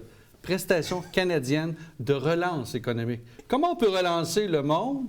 Comment on peut relancer nos entreprises? Comment on peut relancer l'économie quand on retient le monde à la maison? Alors, c'est un problème majeur et tous les entrepreneurs que j'ai rencontrés me le disent. Maintenant, M. Beausoleil, il y a autre chose. Nos aînés qui veulent revenir sur le marché du travail et qui, malheureusement, ont un impact fiscal déficitaire, je vais le dire comme ça. Alors, ces gens-là qui sont loyaux, qui sont ponctuels, pourquoi ne pas prendre 2 retraités, les inciter à revenir 2 jours et demi par semaine? On va faire un quart de travail. Alors ça, c'est une autre solution. Oui, effectivement, il faut avoir une vision. Comme M. Hébert le mentionnait, il faut avoir une vision. La formation, c'est un élément. Maintenant, au-delà de ça, il faut avoir un plan pour savoir où on s'en va et comment on va relancer l'économie. Parce que c'est important, M. Beausoleil, on a une opportunité d'être en avant de la parade. Et présentement, avec le gouvernement libéral, on traîne de la patte. Oui, vous juste pour vous dire que présentement, il y a 1 an, nous avons lancé une campagne pour créer plus d'1 million d'emplois. Et pendant la pandémie, on a été là, on a fait des investissements majeurs dans nos entreprises, dans nos familles, et puis on a été là pour soutenir nos travailleurs qui étaient en situation et surtout des manques de salaire et des manques de sous pour pouvoir subvenir à leurs besoins. On a été là pour eux. Et aujourd'hui, au Canada, seul le Canada a pu récupérer 92% de ces emplois qui ont été déjà mis en léthargie pendant un bon moment pendant la pandémie. Et là, en comparaison avec les États-Unis qui sont seulement à 75%. Donc là, on a fait de très bons travaux et on va continuer à les faire. On va continuer à être là pour nos citoyens qui ont besoin de la PCRE. Ce n'est pas de l'achat des votes. Ces gens-là en ont réellement besoin. C'est des travailleurs autonomes, c'est des artistes, excusez-moi. Et puis ces gens-là, ils en ont besoin de cet argent-là pour survivre. $300, il n'y a personne qui peut juste s'asseoir à la maison pour gagner $300. Okay. C'est en complément. Ces gens-là travaillent. Oui, mais le problème avec ça, c'est que le monde a étiré, comme on dit, les vacances, puis vous avez étiré ces prestations-là. Moi, personnellement, qui est travailleur salarié, quand j'ai été sur le PCU, parce que je l'ai eu, quand il a été le temps de revenir au travail, j'y ai été. Je suis revenu au travail, j'en ai pas profité, mais pas en tout. Oui, ça m'a aidé. Qu'est-ce qui arrive? Qu'est-ce qui arrive présentement? Il faut valoriser nos travailleurs. Comment est-ce qu'on peut valoriser nos travailleurs? Les travailleurs qui travaillent à temps plein présentement, il faut les accompagner, les donner les outils nécessaires pour les rendre plus compétents à aller chercher un salaire équitable, un salaire pour pouvoir vivre décemment. C'est ça qu'il faudra faire. Parfait, M. Hébert. C'est un débat local. On va parler des problématiques locales qu'on a vécues pendant la crise. Combien d'entrepreneurs n'ont pas eu accès à l'aide fédérale, ont dû aller cogner à la porte de la SADC de Portneuf, de nos MRC, pour avoir les fonds d'urgence, tandis que le fédéral, pour d'autres entreprises qui étaient le compte d'urgence, l'ont versé 3 fois à la même entreprise parce que l'entreprise, elle a un nom pour sa mise en marché, elle a un nom les bâtiments y appartiennent et un nom comme entreprise de gestion pour la paye.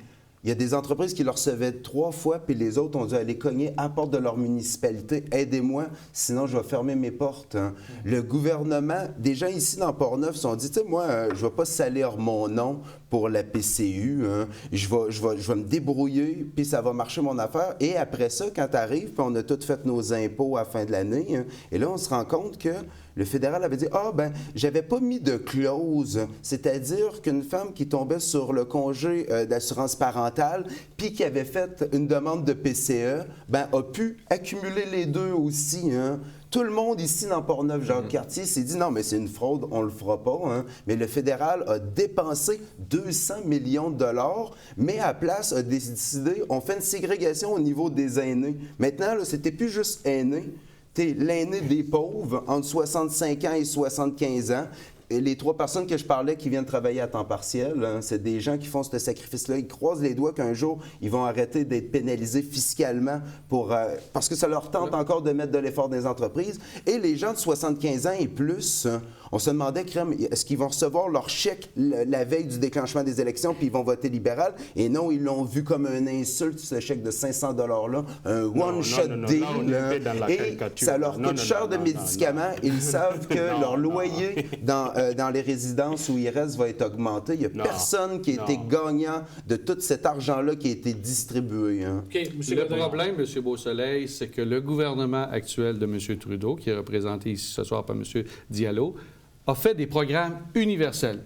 C'est facile, on étend de l'argent à la grandeur du Canada. Pour le programme d'emploi-été en 2020, qu'on a ajouté pour laisser les gens sur la PCU, la PCUE, qui était le programme, la PCU pour les spécialisés aux étudiants. Là, maintenant, ils ont envoyé un chèque de 500 $ pas aux gens de 65 ans et plus. Ils ont fait 2 catégories. Les gens de 75 ans et plus, pas ceux qui ont le revenu supplément de supplément de garantie. Merci, revenu supplément de garantie. SRG. Le SRG, oui, effectivement. Ils ont tout simplement envoyé 500 $ à tous les aînés de 75 ans et plus, et les gens de 65 à 74 ans, eux, qui en ont probablement plus besoin, n'ont pas eu. Moi, M. Beausoleil, j'aurais préféré qu'on donne 1 000 $ à ceux qui en ont vraiment besoin, 65 ans et plus, mais qu'on fasse l'effort de mettre des programmes adaptés. Ils sont déconnectés des gens des régions, et c'est ça qui est malheureux avec le Parti libéral du Canada. Est-ce que vous voulez répondre? Oui. Justement, pour les aînés qui sont, nos aînés, ils se sont sacrifiés de nos jours. Ils se sont sacrifiés pour nous. Là. Ils ont travaillé et puis ils méritent d'avoir une retraite sûre et confortable. Justement pour ça, pourquoi on est le seul gouvernement qui ont fait sortir les aînés de la pauvreté. Donc 25% des aînés qui sont sortis de la pauvreté présentement. Là. Et il parle des suppléments de revenus garantis. Les 500 $, ce n'est pas simplement pour les gens de 75 ans, c'est 65 ans et plus. C'est 65 ans et plus, on va avoir un aîné vivant seul, il aura 500 $ de suppléments de revenus garantis. Lorsqu'on va y élu, lorsque le gouvernement fédéral sera élu, il l'aura. Actuellement, ce que je vous ai dit tout à l'heure, M. Beausoleil, c'est 750 $ de suppléments de revenus garantis pour les aînés qui sont en couple. Donc, cette somme-là va contribuer surtout à faire sortir nos aînés de la pauvreté et à leur donner les moyens nécessaires pour pouvoir vivre décemment. Moi, je pense que c'est plus pour faire sortir le vote que pour faire sortir les aînés. Non, on est dans la caricature. C'est un peu hypothétique. Ça. Les aînés, les demandes sont claires. C'est une bonification des pensions de vieillesse. C'est ça qu'ils demandaient, hein? Mais moi, je veux qu'on ait la bonification de sécurité de la vieillesse, c'est fait. Ça s'est fait. Ça sort comment, la sécurité de la vieillesse? Ça s'est fait. Un aîné à partir de 65 ans, il a accès à la sécurité de la vieillesse. Pourquoi vous avez créé 2 catégories, les 65 Nous n'avons pas créé des catégories. Ce n'est pas des catégories. On est en train de caricaturer ça. Ce n'est pas des catégories. Expliquez-moi pourquoi les gens de 65 à 74 n'ont pas eu 500 $. Il y a plus des aînés présentement qui vivent en situation de pauvreté, surtout dans cette catégorie-là. C'est ce qu'on a a constaté. Donc, eux, qu'est-ce qu'ils disent? Les blocs, ils disent, oui, on va faire ça, mais ils ne peuvent pas le faire en réalité parce qu'ils ne peuvent pas former un gouvernement. Et les conservateurs, ils ne veulent pas le faire. Ils ne veulent pas le faire, ils ne veulent pas l'augmenter. Ils vont nous retourner surtout. Les gens de Portneuf-Jacques-Cartier ne veulent pas des idéologues au pouvoir, ils veulent des gens qui écoutent. Si tu écoutes les personnes âgées, nos aînés, ceux qui ont bâti le Québec, c'est pas du tout ça qu'ils ont demandé. Il n'y a jamais personne. J'ai jamais entendu cette demande-là. Il n'y a personne. Non, hein. Regardez. OK, regardez, là, on vient de passer d'une minute la quatrième. Alors, on va passer justement à la dernière, au dernier thème, en fait. Alors, après la pause, on va terminer cette rencontre sur le thème de la sécurité et la défense.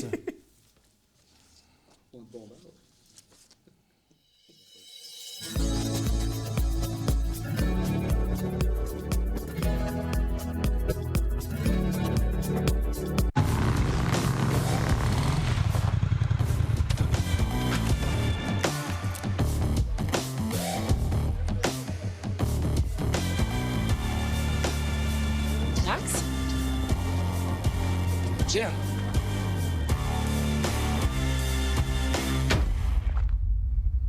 Le passeport vaccinal est maintenant exigé pour fréquenter certains lieux publics. N'attendez pas de frapper un mur. Faites-vous vacciner.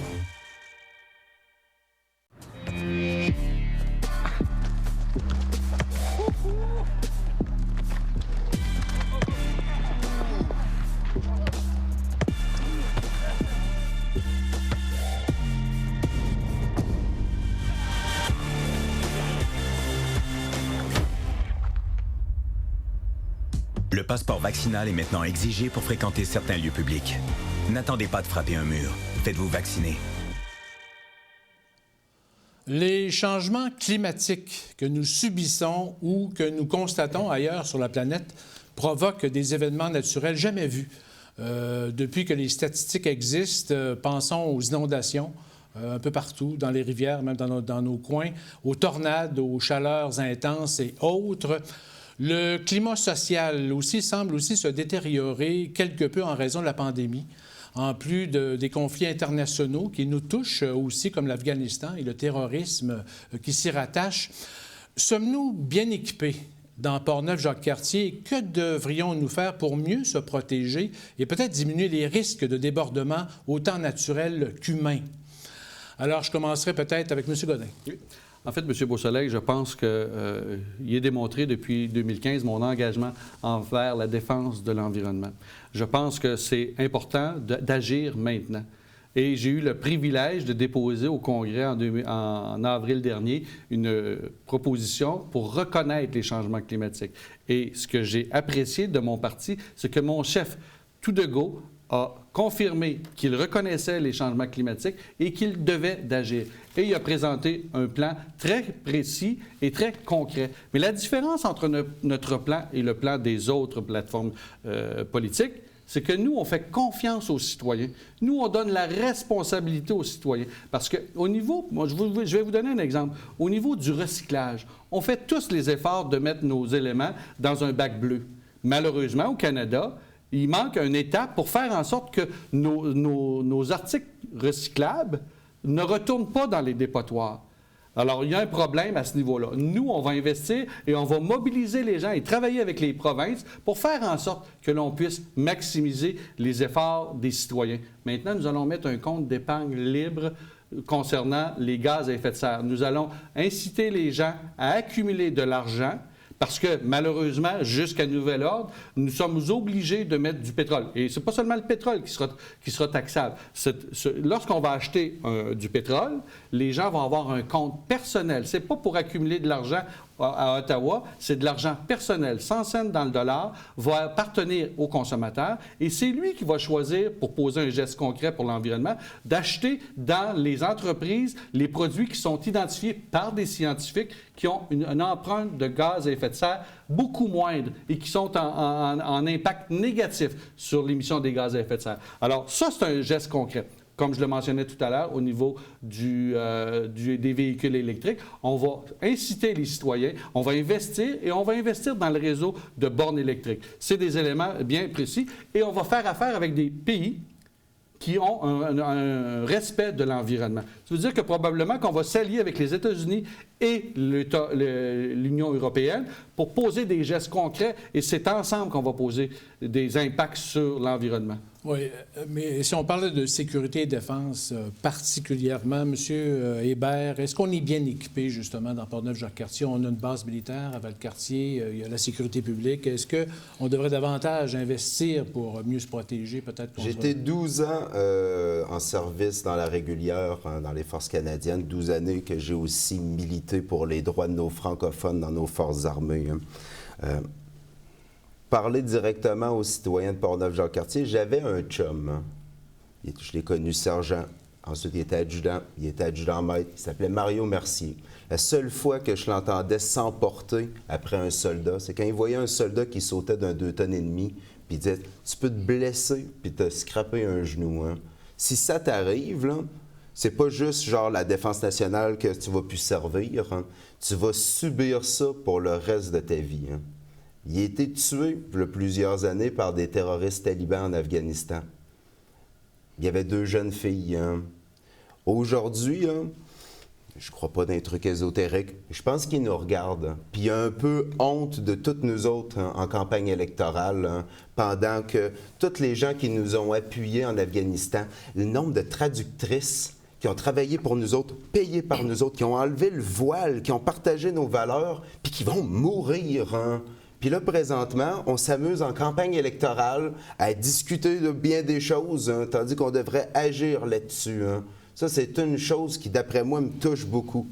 Mais oui, à part ça, pendant la pandémie, on a encore sollicité nos militaires et à Valcartier, on a la plus grande expertise. Hein. Puis oui, c'est aussi une demande du gouvernement du Québec hein, que ça devienne un pôle d'expertise. Tu as parlé, Sani, de l'Université Laval. Hein. On doit travailler l'Université Laval, comme ça a déjà été fait pendant la Deuxième Guerre mondiale, avec la base militaire de Valcartier, mais cette fois-ci, c'est peut-être mon côté 12 années dans l'armée, je suis devenu un pacifiste. Hein. Mais oui, on devrait créer un pôle d'expertise en sécurité publique hein, qui va nous aider dans des crises comme on a vécu avec la COVID, mais aussi quand on a des inondations. On a cette expertise-là, ben, on doit le professionnaliser, hein, puis le répéter, hein, puis devenir les champions de tout ça. Hein. Mm-hmm. Mais c'est un sacrifice qu'on demande à tous nos gens qui ont servi le drapeau, hein, qui ont servi nos citoyens. Hein, et on est la circonscription au Québec qui a le plus de militaires.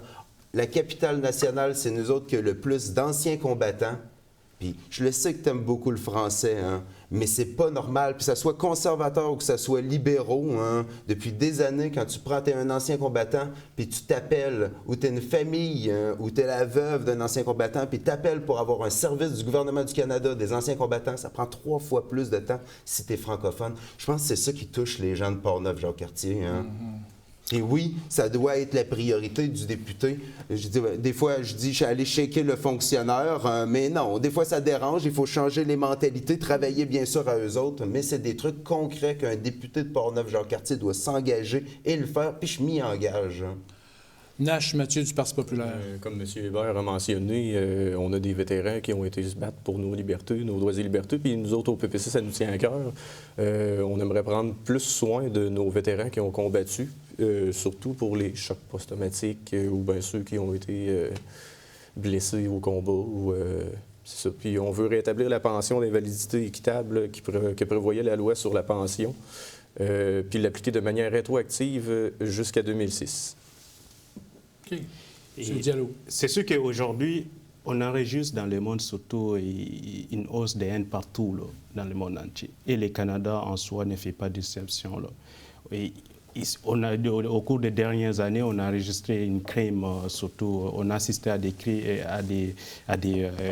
des crimes perpétrés surtout contre l'islamophobie et puis et l'homophobie, transphobie et puis contre les Noirs, les personnes racisées, des Arabes et puis les Autochtones. C'est sûr que le Canada, c'est un pays des valeurs. On a un beau pays, ça ne nous représente pas du tout. Donc, il faut essayer de mettre des programmes pour mieux sensibiliser nos concitoyens à véhiculer les vivre ensemble. Ça, c'est très, très important. Au niveau des changements climatiques, la question des changements climatiques, c'est sûr que ça rejoint surtout au niveau de la défense et puis tout ça. Le Canada en soi, ça est confronté à plusieurs menaces, que ce soit les cyberattaques, que ce soit les changements climatiques, que ce soit surtout au niveau des menaces terroristes. C'est très, très important que le Canada, notre armée puisse bénéficier des équipements dignes du 21e siècle.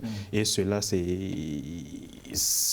on tend vers là-dessus, on commence à faire des investissements non seulement dans des achats des avions militaires et puis pour renouveler nos équipements militaires.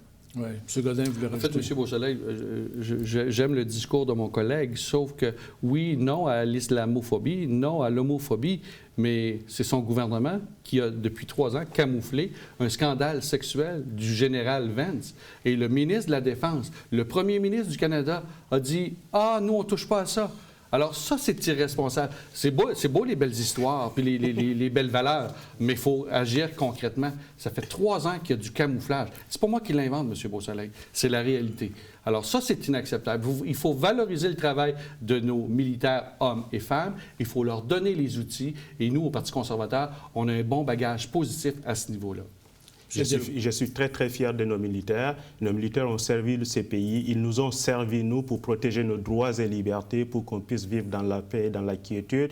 Pour ce qui concerne les harcèlements sexuels qui se sont passés dans les années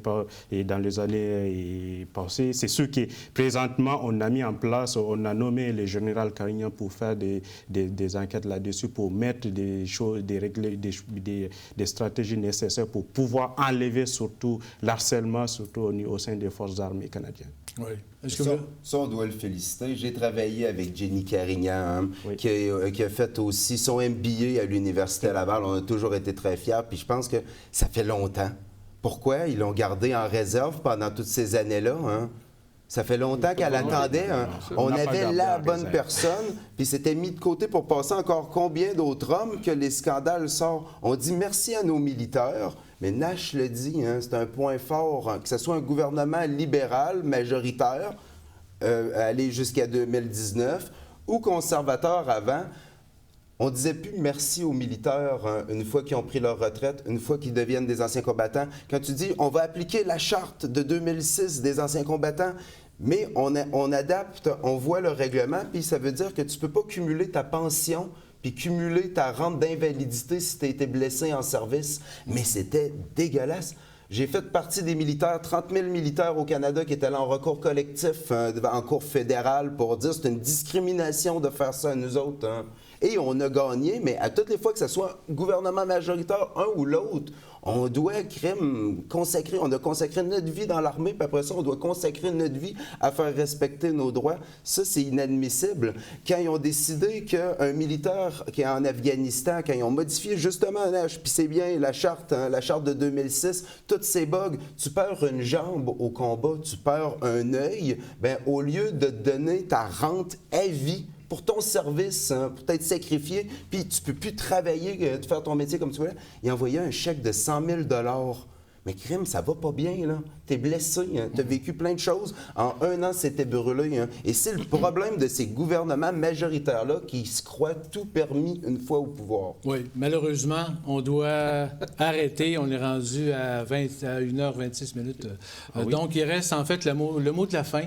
Nous avons procédé par hasard, justement, pour ce mot de la fin de chaque candidat. Alors, vous avez 30 secondes pour dire aux gens de voter pour vous. Alors, le hasard a déterminé que Christian Hébert va commencer, suivi de Sani Diallo, Joël Godin et Nash Mathieu. Alors, Christian Hébert, vous avez 30 secondes.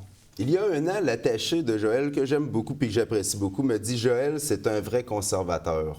Ça m'a rappelé que souvent, depuis l'épisode d'André Arthur, on nous dit « Ah, les gens dans Portneuf-Jacques-Cartier, c'est des conservateurs ». Mais quand tu dis aussi que tu es le plus vert et le plus écologiste des conservateurs, c'est un oxymore ou oxymoron. Ça n'existe pas. Hein. Nous enlever les places en garderie, y aller pour la prolifération des armes militaires d'assaut, restreindre les femmes dans le droit de disposer de leur corps. Hein. Je le sais que c'est pas ça que tu crois, hein, mais c'est ça que son parti. Ça va prendre combien d'années convaincre un parti comme ça? René Lévesque a dit c'est une chance pour les élections. Hein. On peut aller voter pour quelqu'un là, qui nous ressemble, quelqu'un qui nous rassemble. Puis je dis aux gens de Portneuf-Jacques-Cartier, allez voter juste avec votre cœur. Merci, M. Godin. En fait, c'est pas moi. Non, M. Diallo, excusez. C'est ça.